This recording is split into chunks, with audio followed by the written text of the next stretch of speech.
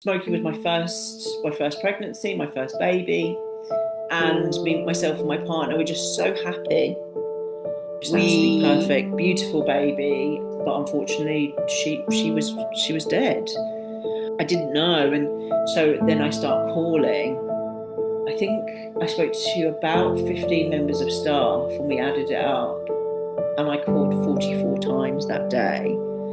I was told the scan had been refused. I was told there was a note on the system saying bring induction forward, but nobody attempted to do that. My daughter's death is unpreventable. I was told that the perinatal mental health team wouldn't take me on because my baby was dead. Hospital compounded our trauma, obviously found a catalogue of failures. Often our babies who've died changed the world in such profound ways. They're kept invisible by society. It's life-changing devastation, but their families, it's re-traumatizing them. It's prolonging the harm, the PTSD, the lack of trust in institutions, and it's absolutely unacceptable. Everyone deserves the truth of their child's death. Hello and welcome to the podcast Love, Life and Loss. Today I have Alice joining me. Thank you so much for agreeing to do this. Can you please introduce yourself for us? Thank you so much for having me on, inviting me. It's a pleasure to be on here and try and break the taboo, speaking about our children who died, and stopping the kind of stigma, the shame, and just getting everything out in the open to break that taboo. Thank you. So, So, so I'm Alice, and my daughter died in labour at 41 plus 2 weeks pregnant. So her name is Smokey, and this was 2 years ago, just over 2 years ago. She was born in September 2023, and since then been on a pretty whirlwind journey, really, of working out what happened, um, and of fighting for change. So this doesn't happen to anyone else. mm, Try to improve care, and to try and get answers, justice, and accountability for my daughter, and change. So every family, every time, receives safe care. and I just want to say that you've been doing an amazing job, and I'm pretty sure you've already helped lots of women, lots of families. Uh, so, would you like to tell us your story from the beginning, however that looks to you? Thank you so much, Louisa. So, because of the PTSD, I think sometimes it's actually quite difficult to tell a story from the beginning, but I will try. As obviously, having your baby die can cause a lot of trauma and grief, that sometimes timelines and time can get quite muddled. Um, so I'll try and make it as linear as possible. And there's so much in this topic. It's really I was struggling to think about what to choose. There's failures in care happening across the country, causing avoidable deaths. There's the problems in bereavement care. There's the impact on the mental health of families. There's the impact on your identity. There's the attempting to recover, and there is so much. But I'm going to attempt to keep my daughter Smokey at the heart of it, because I I don't really get to speak about her that much, without, you know, speak about my pregnancy and the the joy that she brought. So I want to make sure that's that's something that I express, because she brought so much joy to our lives, so much happiness. I don't think I had ever been as happy in my entire life than when I was pregnant with Smokey. Yeah. So and she was an absolutely perfect, beautiful baby, but unfortunately she was dead. So so yeah, I don't want to take like she had her own identity. Yes, she lived her entire life inside me, but she was an individual. She was a human who lived and died, and it's important that that is acknowledged in all the things that happened, and in the experience that we had. So so I'll start. Yeah, Smokey was my first pregnancy, my first baby, and me, myself, and my partner were just so happy. We just really wanted to share that happiness, and we just felt ready. That's the reason we decided to try to have a baby, and we got pregnant very easily, and we were so grateful and so thankful and felt so lucky, and we had just an amazing experience being pregnant. We did so much in my pregnancy. We went to Glastonbury Festival when I was about 6 or 7 months pregnant. That was amazing. We went to Portugal to visit my partner's family, and that was the first time I felt her kicking. That was on the beach, laying down in Portugal and hearing the waves and feeling the sun. I felt her kick for the first time, and it was just, I think, memories that are the best memories of my entire life. We had a lovely time seeing friends, um, and just a very peaceful, happy life. And I worked as a cognitive behavioural therapist, which was a job that I loved and felt very passionate about, and always believed that decent care should be available to all. Mm. And that's what I tried to practice. I always give safe, decent, personalised care to all of the people I worked with to help them. And I used to treat disorders like depression, PTSD, social anxiety, and it has, since my daughter's death, it has been very strange being on the other side of that, Mm. um, and and experiencing mental health, the other side of mental health services, and also the massive gaps in care. So so I was having an absolutely lovely time being pregnant, but there were some red flags in my care, um, that I was told from 20 weeks I was considered low risk, and then at 20 weeks I was given the anomaly scan, the 20-week scan. I was found to have a higher resistance in the blood flow to the baby. So that this is a test only done in low risk women where I was, which was Oxford University Hospitals, where I had my care, and it no other place does that. So it was very difficult to understand what that meant for me. So having this higher resistance. So throughout pregnancy, I always wondered. I was told I was at higher risk of preeclampsia, and the baby growing less well. But nobody could tell me how much more likely. So um, so there were many issues, and that caused quite a lot of anxiety. But everything was going fine. I was given extra scans, and everything was going fine until around 35, 36 weeks pregnant. I started developing pregnancy hypertension.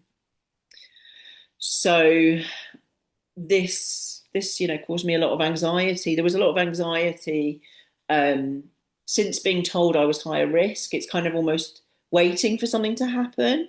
Mm. Sorry, so Um, what is pregnancy hypertension? so it's when your blood pressure starts rising during pregnancy, from the kind of second trimester kind of onwards, or and generally in the third trimester. I think it mainly happens, but it's very common. It happens in, I think, in the UK, around, research shows around 5%, 5-10% of women get it. So it's incredibly common. And it means, yeah, your blood pressure rises, and that can be managed in various ways. And there, you have different choices. Then there's medication, and some people choose not to take medication. Some people, there's different management strategies, and usually having that higher blood pressure puts the placenta under more pressure, so it's difficult. Your baby is more likely to not grow as well, because the blood flow can be affected through the placenta to the baby. And that's a big risk factor for, if the baby's not growing as well, that can be a big risk factor for stillbirth. Although that wasn't told to me. So I was taking medication and managing that, taking my blood pressure at home, on the machine that I had, and it was managed with the medication. So things started to go wrong around this point, that the growth pathway I was on, so this is women who are high risk of their babies not growing so well, so the placenta not working so well, would receive serial scans, a sequence of scans to check the baby's growth until delivery, is what all the national guidelines say. So according to NICE guidelines, so these are guidelines set out, funded by the government, of like the best practice, the best evidence. Yeah. That's kind of a blueprint for what everybody should be having as a in general, as a basic, unless there are reasons to deviate, good reasons to deviate from that. So I was a bit confused why I was offered an induction very late, between 40 and 41 weeks pregnant. Mm. Or I was also told some people don't listen at all by my consultant. So I was told 40 was being extra safe. So I assumed that he was advising around 41 weeks pregnant to have my induction. So it was booked at 41 plus 2, which was agreed with no issue by him. And, they didn't call me in to speak about it. They just said it was fine. And I asked specifically if it needed to be earlier due to the pregnancy hypertension. And I also, I double checked. I said, yeah, are you sure? And when he asked me how I felt about induction, I said, I prefer not before 40 weeks, as long as everything's okay. But he told me booking at 40 was extra safe. So I was trying to book, I was very confused, but trying to book the best time for my daughter. And my instinct was it should be earlier, but I also thought, why would I know better than an obstetrician, consultant obstetrician? So at this point, from right at the end of my pregnancy, all my scans stopped. So the growth pathway, monitoring the baby's growth, according to all guidelines, should go until delivery. But I was in a system where all the pathway stopped at 36 weeks. Yet my induction was booked at 41 plus 2 weeks. So that's a long period of time. Yeah. Do they normally do inductions at 36 weeks then? So the NICE guidelines say that for pregnancy hypertension, the induction should be from 37 weeks. but to be agreed by the obstetrician and the woman. So it doesn't say a maximum. It just says from. So my instinct was that they were going to advise probably about 39 weeks because of my risk. I had two risk factors then: the pregnancy, hypertension, and the abnormal blood flow. So I had two risk factors, and I came out of the appointment with the obstetrician feeling kind of relieved. I was like, maybe I'm not as high risk as I thought. Mm. Yeah. Um, Kind of, I mean, I guess that's a good thing. You know, I asked for statistics. I said, well, like with this resistance in the blood flow, what is the risk of stillbirth? And he told me statistics that I later found out were grossly underestimated. He told me it was an extra 1 in 1,000 over a low risk, a woman deemed low risk, when it's actually, depending on the study you look at, it's somewhere between three to four. One research study. Oh yeah, one review. In fact, I think it's a systematic review. The kind of best quality evidence says 3 to 4 times higher. To the trust's own paper said the people with the highest resistance, and mine was very high, but people with the highest resistance, I think it's 33 times higher risk of your baby dying. Oh, wow. So and I was close to that maximum. So I was at incredible risk. My daughter was at incredible risk. Um, so, but this information was hidden from me, or yeah, I'm not sure if the doctor didn't know and just made it up, or I was later told by another doctor that they just don't want to scare women. Mm. Yeah. Um, so, it raises questions about informed consent. How can women, if really important risk information isn't shared, how much can women be making proper informed decisions? So, so there were many problems in my care. I should have been getting scans until delivery according to guidelines. I should have been being seen by the midwife once a week, which didn't happen as the message wasn't communicated to me. They missed protein in my urine. They found it, but they didn't send it off for further testing a week before my daughter died. So there were many failings. I had an external investigation. So babies that die during labour, and I think from 37 weeks is the criteria, and they also review maternal deaths and some neonatal deaths as well. It was reviewed by an external investigator called MNSI, the Maternity and Newborn Safety Investigators, and they picked up on, I think there were many findings in my care, and I think there were 5 safety recommendations made to the trust based on Smokey's death. And each of those safety recommendations is made when they feel that better care, or basic care, could have made a difference to the outcome. So, and I I know that with basic care, my daughter should be here. She would be here.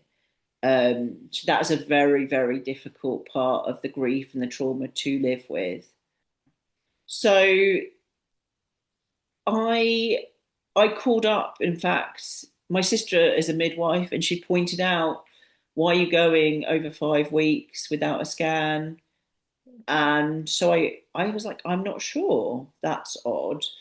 And I called up, and I was just told we don't do that by the midwives. I called the community midwives. And so I just naively trusted that they knew what they were doing. And well, if they don't do it, it must be safe. Mm. Yeah. What I thought. I was always uncomfortable with it. And I did think about, well, should I bring my induction forward? Should I try and get a private scan? But a lot of these thoughts I kind of just dismissed as anxiety, Yeah. unfortunately. So it's also made me really, question actually anxiety can be such an important thing and it's not always a problem. Just it's made me really think about anxiety that yes, sometimes it's unpleasant to feel, but actually it can be so protective. Mm. Um, and that not all anxiety needs to be dismissed. And I worry a bit about kind of some of the messages in maternity of that women should sort of let go of fear and things like that because and to just trust that their body knows what to do, etc. Because that's not always the case, unfortunately. And trusting your body doesn't stop bad things happening. And most of us also need some help in pregnancy at some point. Yeah. And it's okay to get that help, in pregnancy and postpartum, that it's normal. And blindly trusting that your body knows exactly what to do can be quite dangerous in my opinion. So um so basically I knew I was high risk of the baby grow my baby growing less well, of Smokey growing less well. And a week before her death, 8 days before her death, I had a midwife appointment, and she measured my bump height, measured my bump, and it had gone down quite considerably, which is an indication that the baby's not growing as well. Hmm. So obviously, I'd been told my entire pregnancy, or since 20 weeks, that I was higher risk of this. So I was very anxious. But she also told me that it was just my baby's head in the pelvis. So it was nothing to worry about, that it was normal. I trusted my midwife. I'd had her since my very first appointment, my booking appointment. Although I'd changed midwives, as in been given lots of different midwives in between, she was one I'd had kind of throughout, and she was always very kind and always listened and gave me time. So we really trusted her and trusted that she knew what she was doing. So she referred me for a scan because my bump measurement had gone down, even though she was telling me it's just your baby's head in the pelvis. So I was just waiting for the scan. That's also the day that they sent me in. They sent me into the maternity triage department. Basically, she was worried that the baby might be breech, my daughter might be breech. So she sent me in to get that checked out. And that's when they found protein in my urine indicating preeclampsia. So Hmm. that's high blood pressure and protein in your urine means you could have preeclampsia, which can can be very dangerous in the severe end. So it kind of ranges from mild to severe, but it's indicating there's an issue with the placenta, and they still don't, because women's research is so underfunded, they still don't know the exact mechanisms, and there's different theories, but it can be fatal if left. And the advice is, immediate or very quick delivery of the baby. So there was protein in my urine which wasn't sent off, and I was just I asked about the scan and was just told I'd hear back. I also asked if there was any issue with my urine analysis result, and I was just told they'll tell you if there's anything wrong, Oh. which they didn't. So I went away from that appointment thinking, okay, well, I'm just going to hear back about the scan. Everything's fine. So then what happened was I called the next day. I called twice to find out what's going on with the scan, but nobody picks up. So I just think, oh, it's only a day. I'm sure it's fine. And I think I definitely, like, I had the view that I kind of, I didn't want to take up too much resources or be too bothersome. And so I like, for example, for my hospital bag, or like I packed everything that I needed, packed nappies, packed my own pads. Like I didn't really want to waste NHS resources, you know, I just want to make sure that everyone can get safe, decent care and there's enough money to do that. So I called up and was like, okay, no one's picking up. I'll just leave it. I called the ultrasound department. I'd call the midwives, I think, that day. Then the next day, I still hadn't heard back. And I'm starting to get quite anxious at this point. Mm. Well, things need to be kind of hurrying up. If there is a problem with my daughter's growth, this is I was starting to get quite anxious. I was thinking they were going to contact me that day. Yeah, why is no one taking this seriously? Mhm. So that would have been, yeah, over 48 hours since they put in the referral. So I was thinking that's enough time to at least book me in. So then I start calling and I call all over, everywhere I can think of at the time. So I think I think I spoke to about 15 members of staff and we added it up. And I called 44 times that day, kind of consistently over about, when I looked at my phone records, it was about 3.5 hours that I kept calling. And I was told the scan had been refused and told that scans aren't accurate. I was told there was a note on the system saying bring induction forward, but nobody attempted to do that. And I was confused. I'd made a plan with my midwife, or my midwife had made the plan that I was having a scan and told me that everything was normal. So I was just like, what's going on here? And I was like, well, if there really is a problem, a scan can check blood flow to see if I need a cesarean, for example. So I knew I was very confused. I think physically I was incredibly anxious. Cognitively, I was I had a bias because my midwife had told me that everything was okay. And who wants to think there's something wrong? So physically, I was incredibly anxious, and I was very anxious at what was happening in my care, but I didn't know anything was wrong. Yeah. Um, like in my thoughts, I didn't know. I did not know. I was very confused, and so I keep calling, and I start to I think, well, I'm going to Google it. What do they mean scans aren't accurate? So I Google it, and everywhere, all the guidelines say give scans until delivery. Mm. And it, in fact, the research that I came across said that scans actually at term can be more accurate. So I was just really confused.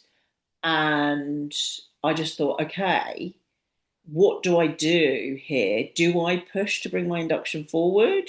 Do I push that or do I push the scan? And I thought a scan was the safest thing to know what's going on first. Hmm. And so I couldn't choose any other. I couldn't choose to push for something I didn't think was the safest. I just wanted the safest thing for my daughter, and that was a crossroads, and I just didn't know. I didn't know the right thing to do. So at some point after all those calls, I gave up.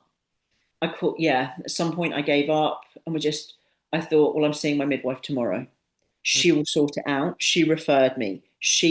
I put my trust in her. So I saw her, and she told me she remeasured my bump, and that it had gone up very, very slightly. So but it was still below my measurement 2 weeks before.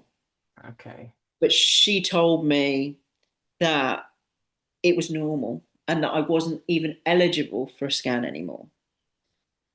What? So because there's a different trusts have different growth monitoring methods, and this trust used a 3 centimeter rule.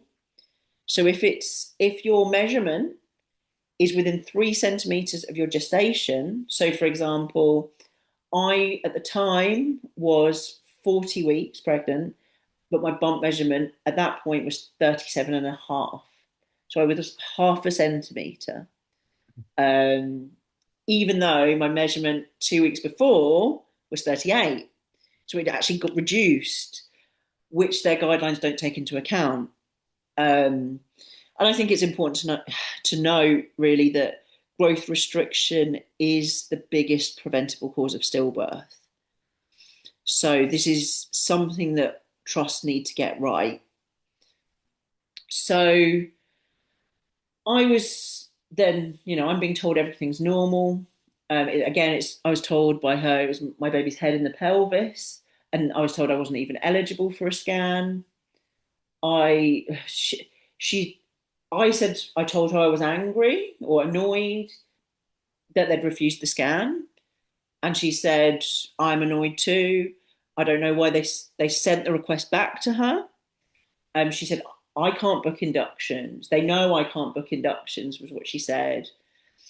And I just expressed like I said, even if it's true scans aren't accurate, it can still check blood flow. So I said to my midwife, induction is a big intervention.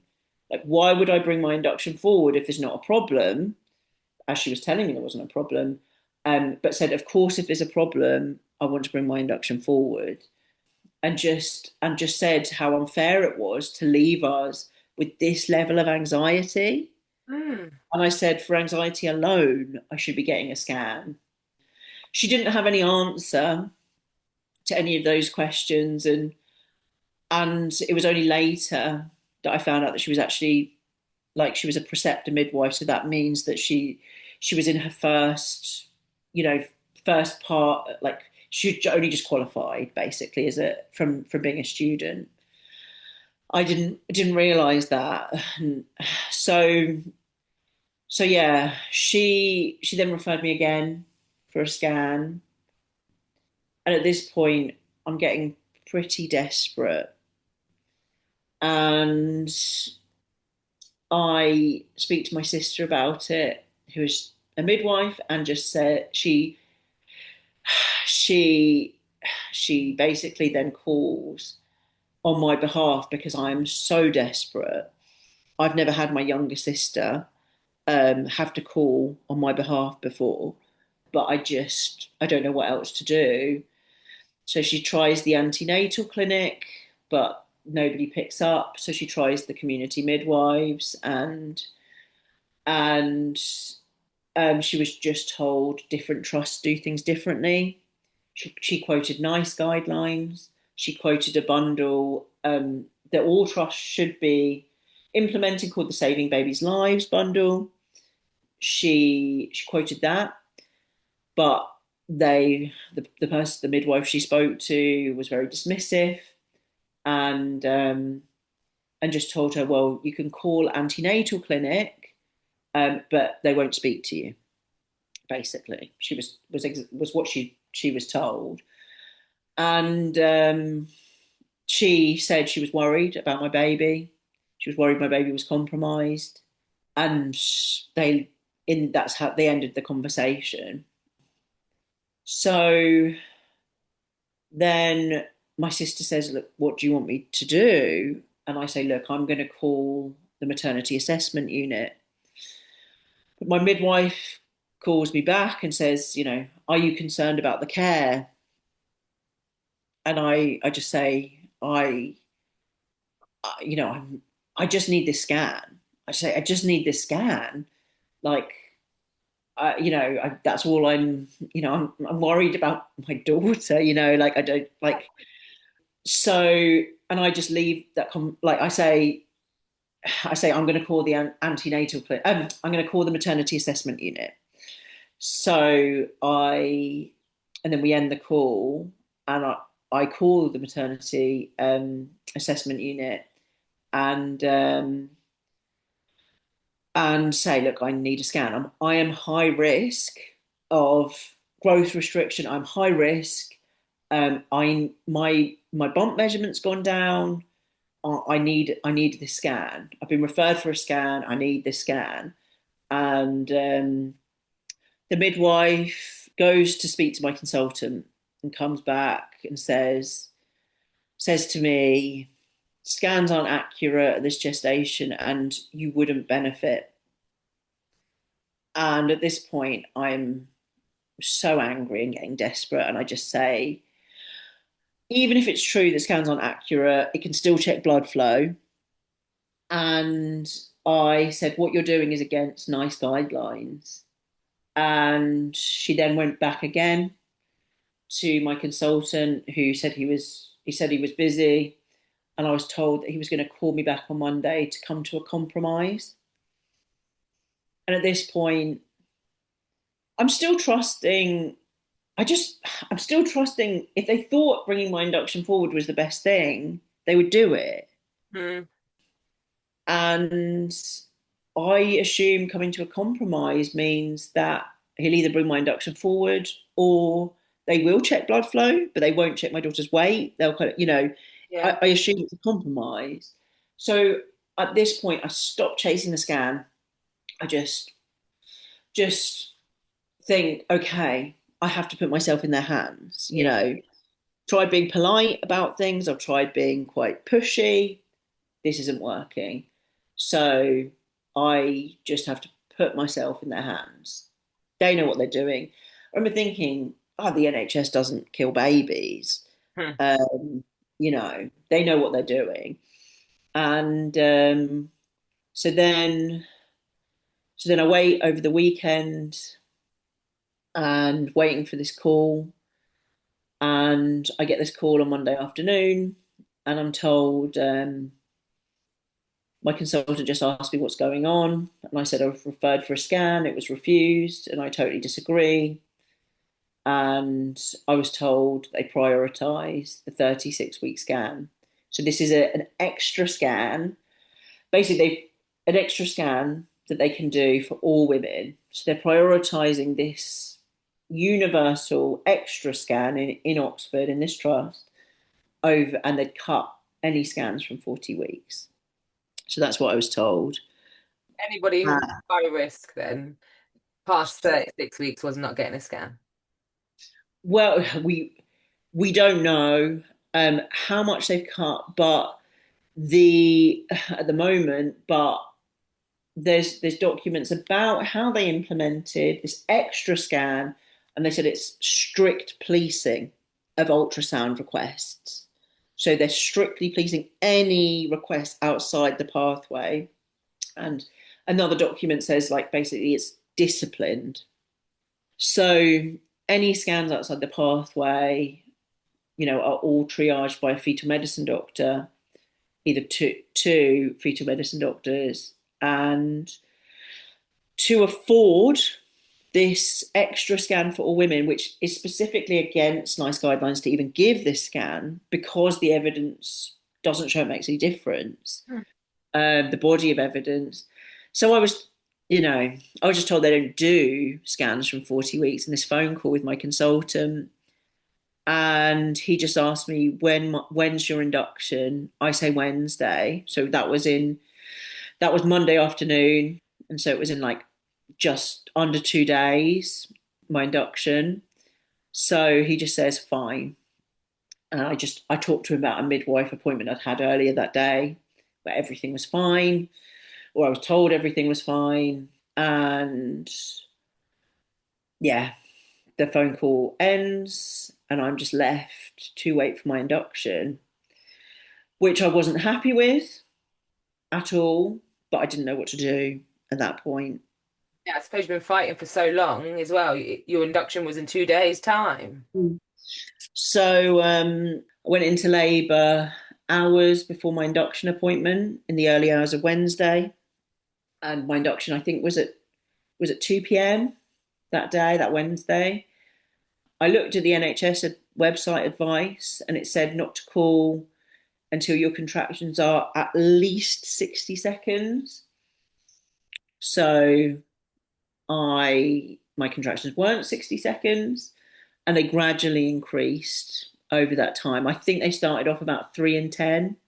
10 minutes, so 3 and 10 minutes, and they probably around 30 seconds or less, and then they started gradually increasing in length and frequency. So at some point, my partner Pedro wakes up and he says that we should call. So around 10 a.m., we call the maternity unit, and they just tell me to stay at home and wait for my induction. And even though I'm a high risk woman with uninvestigated growth concerns, And you're in labour. yes, and I'm in labour, I mean, yes. why do you need to wait for your induction if you're already in labour? This confused me as well, but I was in labour, so I didn't question it as much as I should have done at the time. I think I was just focused on saying you need to cancel my induction because I'm in labour, Yeah. and they were like, just go along, but my brain wasn't. I was, they were telling me what they were telling me, Yeah, yeah. So stayed at home, and then my partner Pedro again says, look, we should call them up around 12 or around probably 11:30 or something like that. And I think at that point we just tell them we're going in, or my partner Pedro says we're going in, we're coming in, Love and Pedro. they say yes, okay. When we got to hospital, we got a taxi. We weren't that far from the hospital. We got in. They tried to find my daughter's heartbeat, and we were told that she died. Mm. Um, and we're in hell really from that point onwards. So yeah, it was like darkness just descended in that room, and I found it difficult. The midwife that I'd spoken to on that Friday calling had gone to speak to my consultant. The one I'd saying what you're doing is against NICE guidelines. She was the one who couldn't find her heartbeat on the CTG. So so I had to go through the rest of labour knowing my daughter had died, which was utter hell.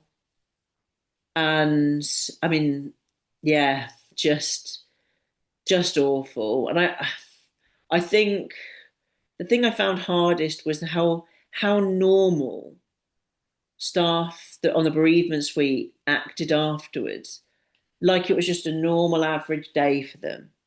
Mm. Yeah. And I knew very early on that they'd messed up, you know. So obviously we didn't know until the post-mortem like what caused Smokey's death. And in many ways, I really wanted it actually to be something else, to be something that wasn't controllable, Yes. something because it was too awful that her death was so preventable. Mm. And it was unbearable for me, you know, carrying her for 9 months to then never meet her alive. It tore me apart. It was just that's so close, but so far. And I mean, there were lots of problems in our care after that. In just we were told, I was told that the perinatal mental health team wouldn't take me on because my baby was dead, and they only work with people with live babies. That's So, absolutely disgusting. mhm.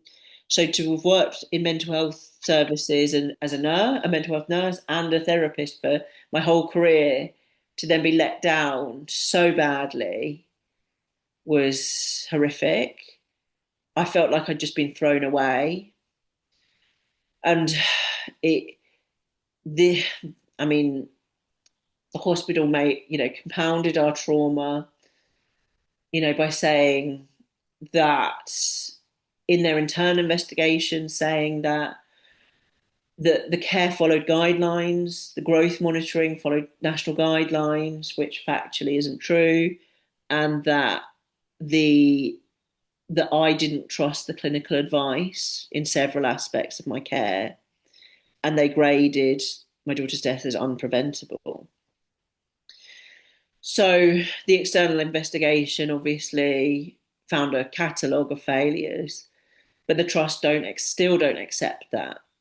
Um, and my daughter is still down as an unpreventable death in the stats because these statistics are taken from the trust's internal investigation. So the stats, so 800, over 800 babies every year in the UK dying preventable deaths because they're not getting, decent basic care. So, but my daughter isn't even on those, even though there's an external report that interviewed staff, interviewed me, looked through the medical notes. That report took over a year and like two months, I think, in total to finish. Can I ask, how did you get that initially get that an external investigation? Because I know it's processed for the hospital to do an investigation. How did you then get that external investigation?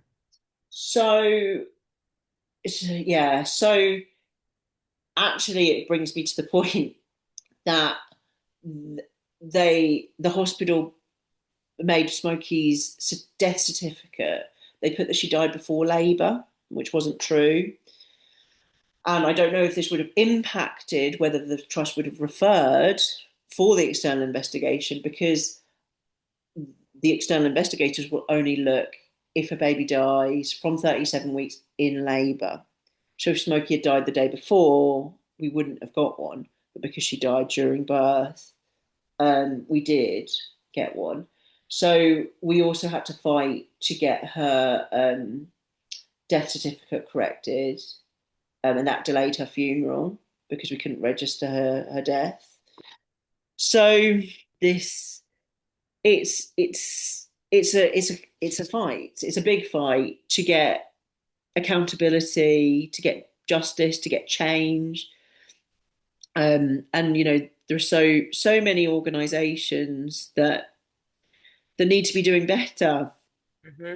Like, yeah, the regulatory bodies, the ombudsman, the CQC, that need to be making sure, particularly the CQC need to be making sure that safe care is happening for every woman and every baby every time. And trusts need to put patients before their own reputations, Yeah. because many mothers have been blamed for their babies' deaths, wrongly blamed, and also in Shrewsbury and Telford hospitals where there was an independent investigation, mothers even blamed for their own deaths. That it's absolutely shocking, and I just there's been a complete normalisation across the system of preventable harms and preventable deaths.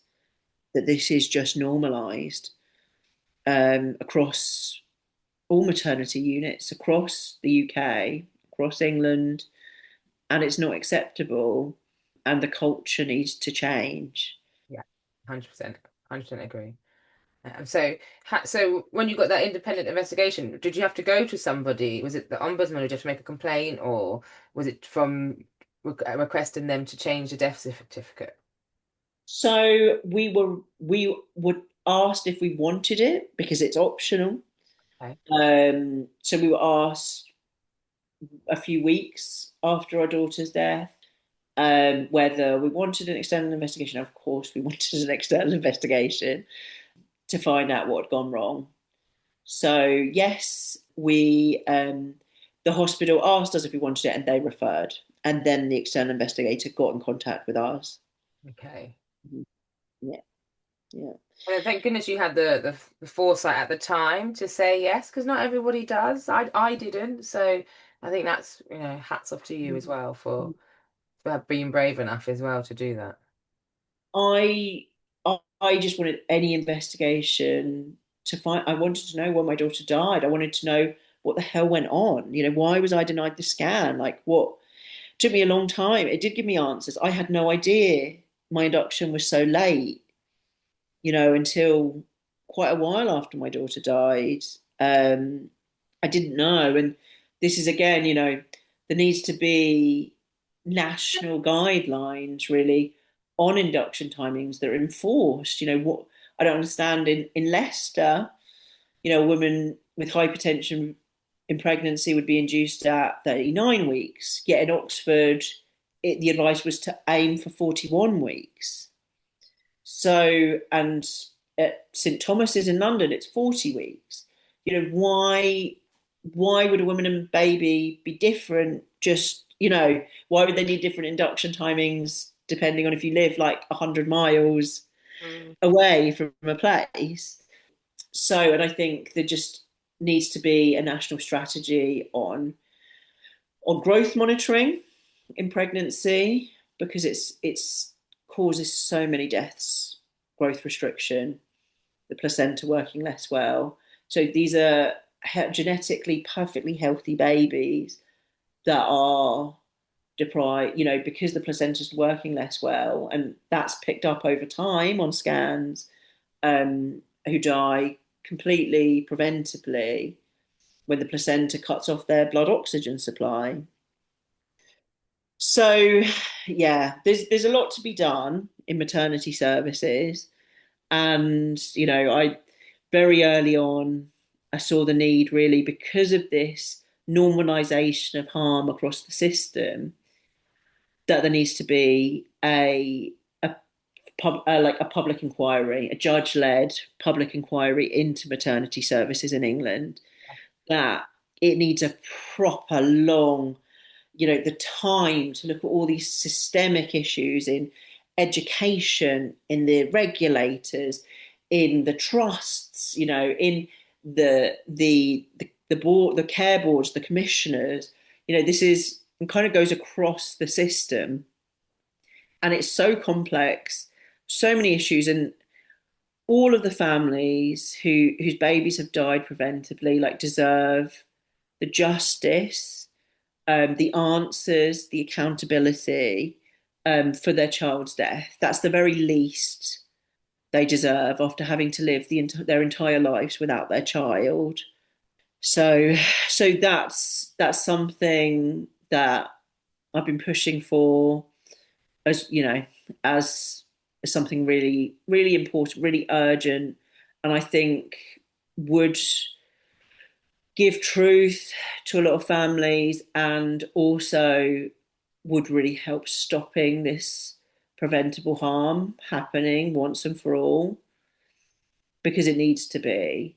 And we can't keep normalizing deaths and hiding, you know, hiding preventable deaths as unpreventable. And yes, currently there are many deaths that can't be prevented with the current care, and that needs to be improved. And we need to minimize that and get that down as much as possible, as quickly as possible. But in a rich country, there shouldn't be women and babies at the most vulnerable time of their entire lives not given the basics. Yeah. And that's happening Yeah. everywhere. And no one's taking accountability. It takes so much fight. Mm, so much fun. They literally will, at every single angle, try their best to put you off or make it difficult for you or long it out so hope that you'll eventually give up. Or when if they just held their hands up at the beginning, you'd Yeah. save families so much trauma and grief. And also you'd save lives. I don't get it. Like if we're never going to learn our lessons if we don't acknowledge them. I absolutely agree with you. If they just turn around, apologize, acknowledge what went wrong, families wouldn't be in this position. Like all of this fight, when actually this energy should be used to try and recover as best they can from this devastation. It's life-changing devastation, but their families, it's re-traumatizing them. It's prolonging the harm, the PTSD, the lack of trust in institutions, and it's absolutely unacceptable. Everyone deserves the truth of their child's death. I think someone like the NHS should work with integrity. You just expect that as a very least, that it's a standard. They should have integrity. But it is very much a cover-up culture. 100%. It really is. So Mhm. you had your investigation. Did you find out? What happened? So in the external investigation into Smokey's death, yes, we found out Okay. some things, other things not so much, but it gave us some answers. It did give us some answers, but also sometimes it gave us more questions, Yeah, I hear you that. know, and it in fact the report missed out a very important part of Smokey's death. That in fact last week Wes Streeting, the health secretary, ordered investigation into the growth monitoring pathway that I was on, Oxgrip, Mm. um, by NHS England to do this investigation. When the external investigation into Smokey's death wasn't interested in it. They were more interested in like individual factors rather than systemic. Okay. So we've got somewhere with that, and women and babies they don't shouldn't be having experimental care that deviates from national guidelines in ways that aren't proven to be safer, at least as safe or better. It's not okay, and especially I didn't even know that this was a research project. I didn't had no idea. No one told me, and so I certainly couldn't consent to it. Yeah, and it is even listening to you when you said 41 weeks um plus two, was it, for your induction? The average pregnancy is 40 weeks. It's not very often that you hear people that well, they normally say if you go past 40 weeks, then your baby's late. Mm, To make you go past that and but to even think that your baby would wait that long, mm, you know what mm. I mean? As well, it just thinks, what were they thinking? Well, I knew my mother and my grandmother, they'd given birth at 42 weeks.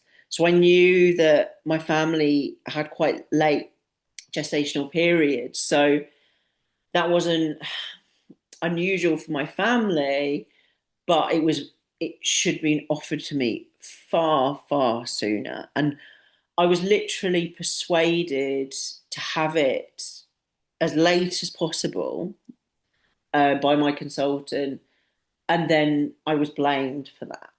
So that's very, very difficult by the trust. They, I have had a response to the formal complaint that I put in, and I think they do take some accountability in that, but I still I'm not able to read it. It's too much for me, but people close to me have read it, and I've been told there is an apology for that. Yeah, I mean, we want them to acknowledge and we want them to apologize, but it's almost too little, too late, isn't it? Your sorries aren't helping me right now.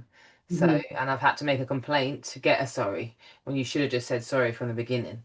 Hmm. Hmm. Absolutely. Absolutely. Should have had full transparency and a duty of candor, which is what when things go wrong, that's what clinicians are supposed to do. So have a duty to tell patients what went wrong, how it went wrong, when it went wrong, like that this had happened, to be honest, to be transparent. But there does seem to be a culture of protecting reputations Mm, over being honest with families, and that's not acceptable. There are families I've met who also are campaigning for a public inquiry, who 6 years on still do not have answers for their daughter's death. mm. That it's just not okay. It It's just really isn't okay. not okay. And I don't think people fully understand, do they, Alice, how much it actually takes out of you to fight these battles whilst you're grieving and going through trauma. Honestly, I know you probably doesn't feel like it right now, but you are amazing and you're so much stronger than you realize because I personally know how hard it is and you're still doing it.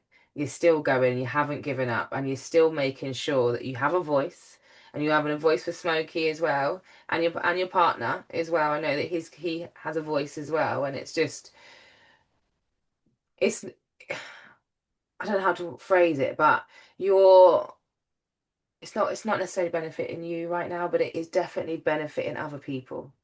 It really is.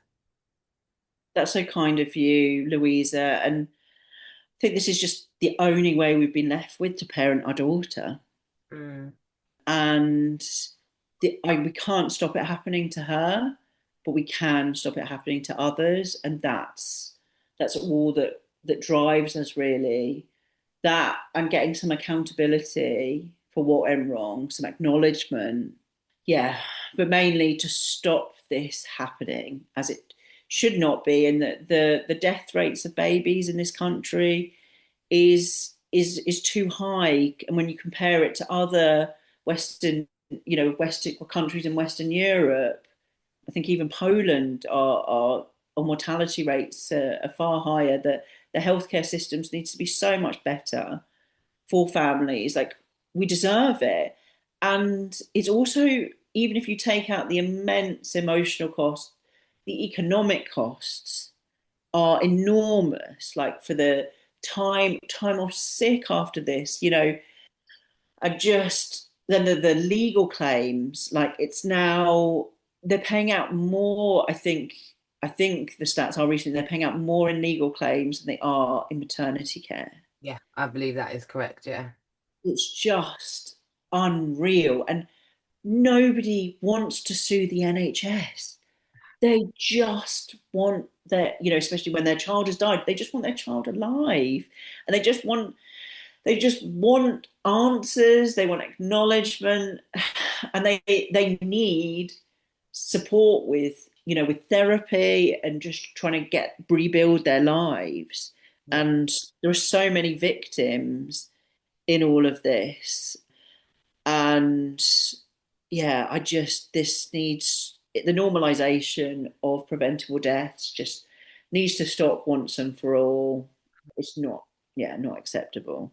And that doesn't even include those the the unseen ones, the unseen. Like you said, your daughter wasn't recorded correctly, still isn't recorded correctly. It's only because of your own personal battle that you're fighting to make changes. But on the system, it's not recorded correctly. So when we look at the stats, it's Mm-hmm. not a true representation of what's going on. And then there's lots of parents that don't have the energy, have the ability to make complaints and to take things further. So there's so much out there as well that is not recorded properly, or people aren't willing to, not willing, but it's because it takes so much.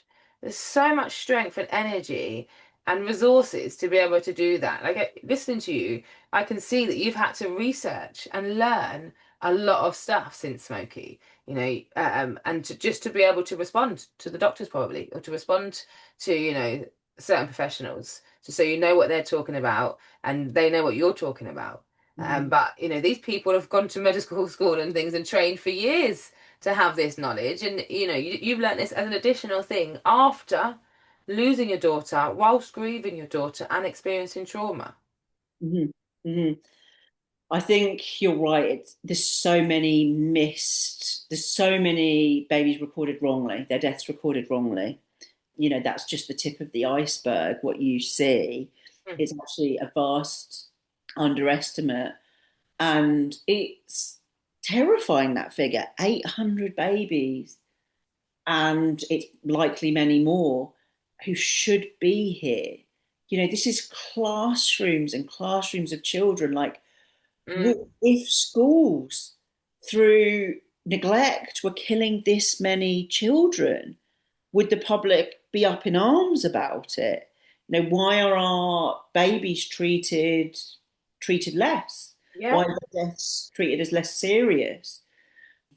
And it just this postcode lottery as well. It's I always think of it now as it's a lottery, a horrific lottery. Whether you get the right care and come out with your baby alive or dead, and most people get lucky, Mm. but it shouldn't be about luck, Yeah.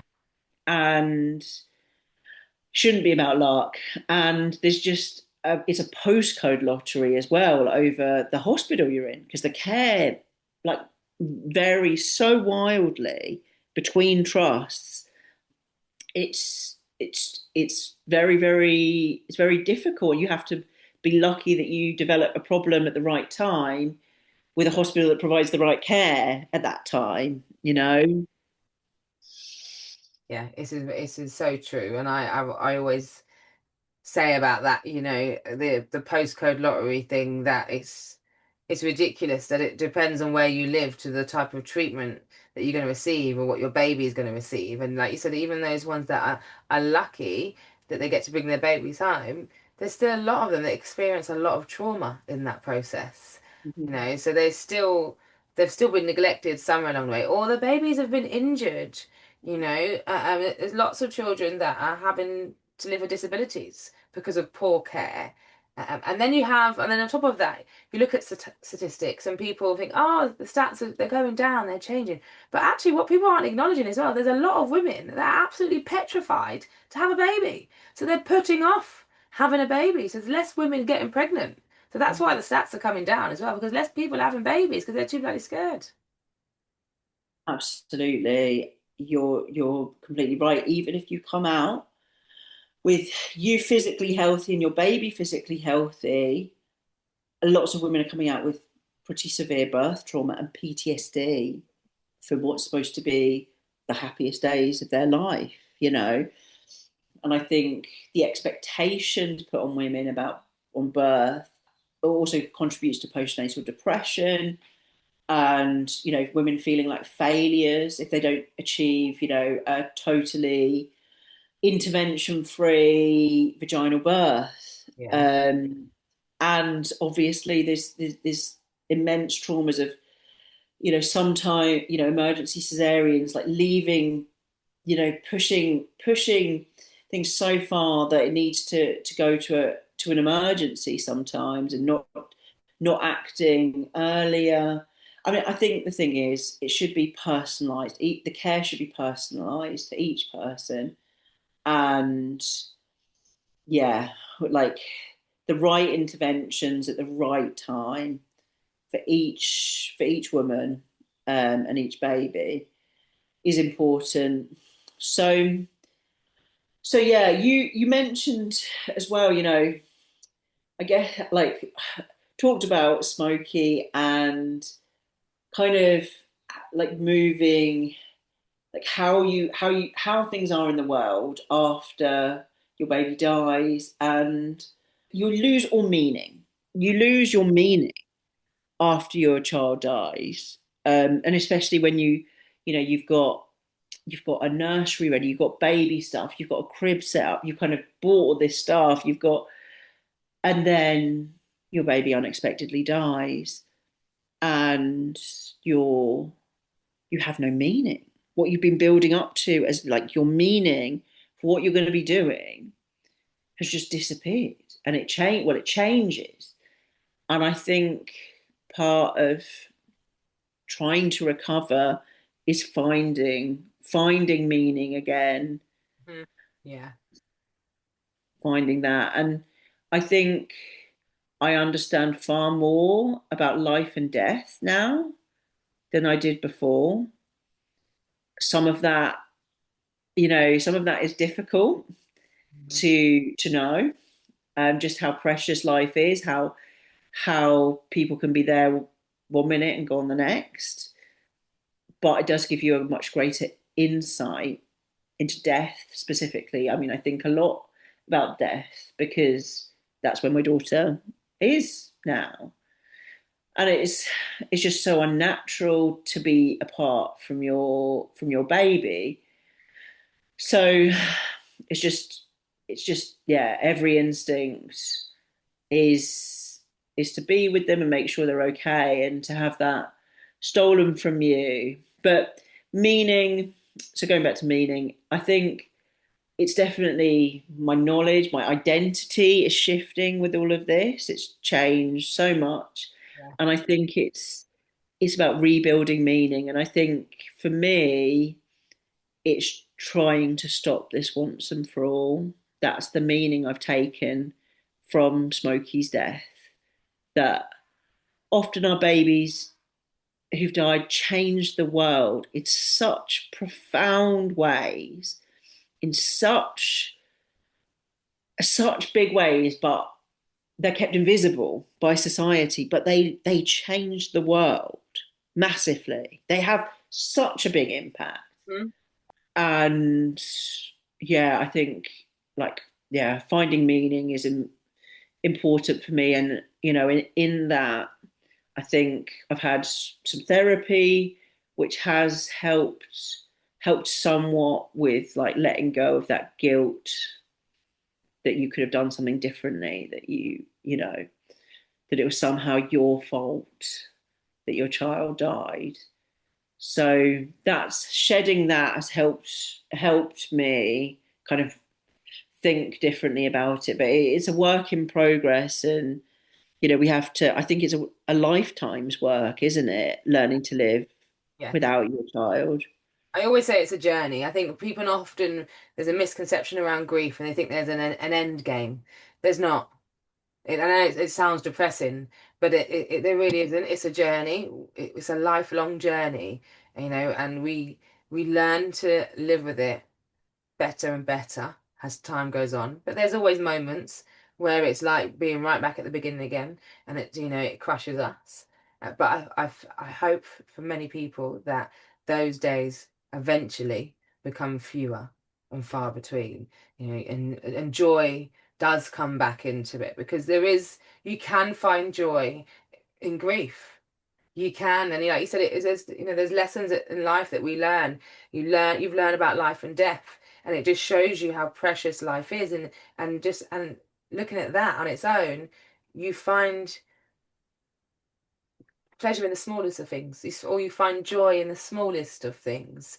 Those it become everything becomes so important and so precious. When you listen to, I know when I lost Zion, for example, listening to my other kids breathe was such a beautiful sound. It meant so much to me. It was so intense, like to be able to put my hand on their tummy and feel it going up and down. Like that, I still do it every night now. 5 years later, I check on them every night. But it's those small things which I would have taken for granted before. I wouldn't even stopped to listen to or to think about, and that you can find joy in grief. Even I say those people that are listening now that are in the beginning stages, in the very dark stages, it doesn't feel like it. It really doesn't feel like it.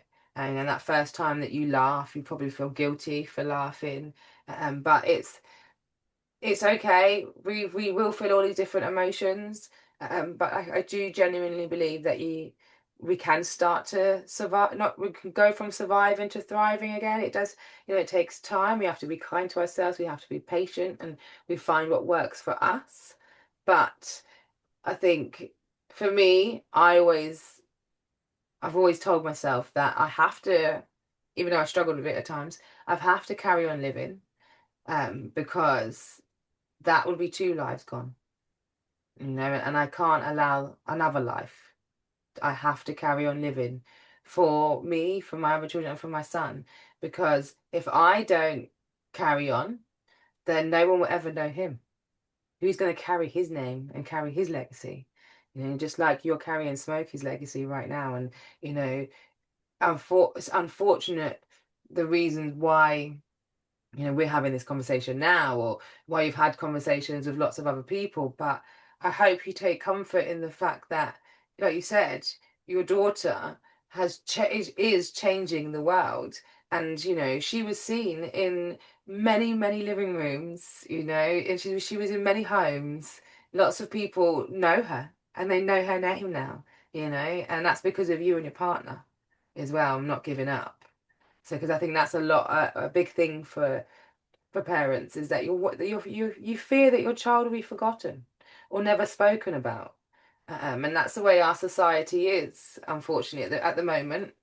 Things are shifting, they are changing, and this is again one of the reasons why I do the podcast, because we should be able to speak our children's names, and people should be asking to hear their names, and and where it's welcome and wanted, not where you're going to make people feel awkward, or put someone in a position. It's, yeah, it shouldn't be like this, but you're still a parent.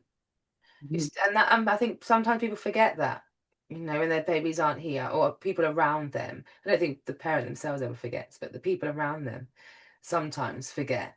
But you are still a parent, and like you said earlier, this is the only way you can parent right now.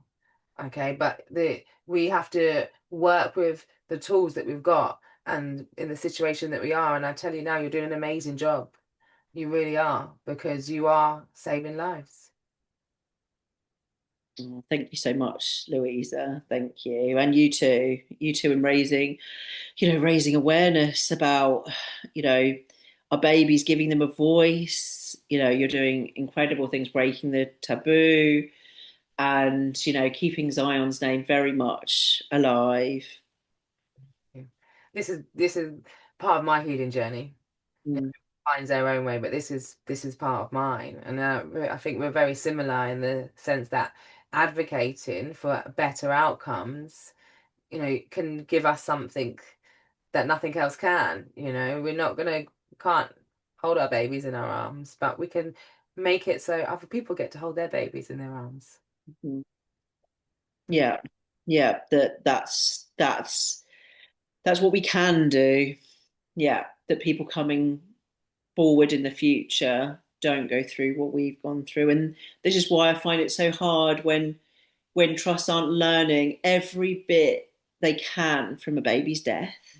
I find that a real insult to that baby's life and that family, that it's really owed to that baby and that family to take every bit of learning they can. And I think that needs to happen better in the NHS at the moment. Yeah, 100%. And I say, thank goodness for people like you, because you are putting the spotlight on them, you're putting the pressure on them, you're asking the right questions, you're saying the right things. So you're helping that movement, And I always say it's a movement, because I genuinely feel like it is, especially right now. Mhm. But you're helping that. And like I said, when I first met you, it was so refreshing to hear someone that talks as much as me. Yeah, I found so many parallels actually in what we've been through from that meeting, and yeah, just there were so many things that resonated that you said when we met with Baroness Amos about the rapid review. Just yeah, we're both so passionate, and just clear so much, and just yeah, won't shut up about what's happened to us, which is a great thing. Yeah, and this is, I know, we turn our pain into purpose. Mhm, absolutely. Our children's lives aren't in vain, Mhm, and absolutely. they're saving other lives. They're made for a bigger purpose. That's Mhm, that's the thing, we're building them a legacy that they will get to live forever. mhm, absolutely. And you say about a movement. Yeah, I mean, there's the group. I mean, calling for an inquiry, a full public inquiry that's judge led into maternity services to get those changes is the Maternity Safety Alliance, and we have a Facebook group with I think probably just under 300 members from people across the country who've generally it's people who've experienced very severe harms, but anyone really who supports the cause is welcome there. Okay. And so tell everybody then, anyone that's listening, if they want to get involved, and also in regards to your hospital, and getting a public inquiry done there, what can they do to support you? So, so at the moment, what you can do is if you're interested, if you support having a full judge-led public inquiry into maternity services in England, then is to join our Facebook group and get in touch with us. And you can just type in to Facebook, Maternity Safety Alliance, or we've got a website as well. If you type it in Google, the Maternity Safety Alliance, you will find that. So really, we feel this is the only way, as I mentioned, to get to the bottom of these very complex systemic issues to compel people as well to give evidence. If it's judge led, people can't be forced to give evidence. So, for example, and we see this really as a, a state a state failure in maternity care, leading to so many preventable deaths. That it's so in this is a similar to an inquiry to what happened in the Grenfell Tower disaster. It's there are lots of issues interplaying that's led to this kind of disaster, and to get the victims the truth, the accountability, and the justice that they deserve, and to get the answers really, and to fully look at the whole system, and to really have the time and the power to do that. We've looked into different ways, and this was the one that seemed the most suitable It makes for sense. the problem. Yeah, it makes sense. And if people are having to testify on oath, then you Mhm. like to think they might actually finally tell the truth as well. But if there's risk that they can get into trouble for lying, then they hopefully will tell the truth. Because at the moment, they know it's just a cover-up culture. They're all lying for each other. So I think it's great. And what I'll do is when I release this podcast, I'll put a link in to the Facebook page and the website as well. So anybody that wants to get involved, that they know exactly where to find it as well. So thank you, Alice. Thank you for all that you're doing. I really appreciate you, and thank you for coming on today. Thank you so much for having me. Thank you.